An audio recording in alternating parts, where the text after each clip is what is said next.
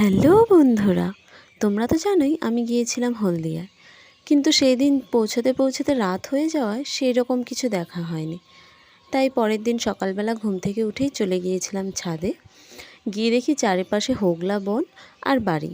হোগলা শুধু আমি বইয়েই শুনেছি, আমি কোনো দিনও দেখিনি, তো সেটাও দেখা হয়ে গেল।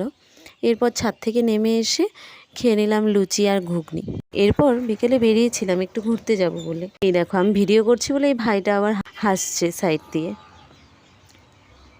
এইসব করতে করতে উঠে পড়লাম অটোতে। অটোতে উঠে দেখি এই চারপাশে না শুধু শিল্প কারখানা এইসবই হয়। আর ওই দেখো ওই দূরে ডক দেখা যাচ্ছে, যেখানে জাহাজ ওঠানামা করা হয়। এইসব দেখতে দেখতেই পৌঁছে গেলাম আমাদের গন্তব্যে। এই জায়গাটার কি নাম আমি জানি না, কিন্তু ভীষণ সুন্দর, অনেকটা বিচ টাইপের ফিলিং আসছে। জায়গাটা খুব সুন্দর সাজিয়েছে, দোকানও ভালোই বসেছে। আমরা হাঁটতে হাঁটতেই এগোলাম।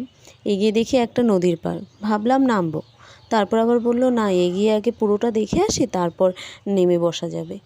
তারপর এগোলাম। এখানে এত সুন্দর হাওয়া, আর গরমই লাগছে না।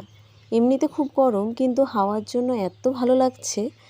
আর ওই দূরে যে ট্রলারগুলো দেখতে পাচ্ছ, ওখানেই গিয়ে নদীটা সাগরে মিশেছে।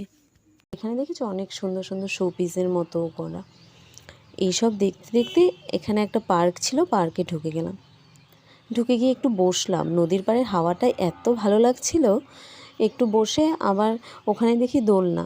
যেই ঝুলতে যাব ওই সময়ই গার্ড এসে বলল না, আমাদের নাকি অ্যালাউড না, এটা ছোট বাচ্চাদের। তাই আর কি করব, উঠে পড়লাম। উঠে একটু বসে বেরিয়ে এলাম।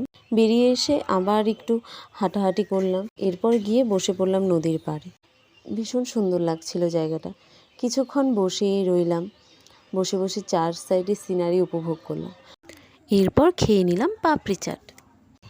পাপড়ি চাট খাওয়া শেষে একটু বসে, অন্ধকার হয়ে এসেছিলো যেহেতু, বাড়ি যাবার উদ্দেশ্যে রওনা দিলাম।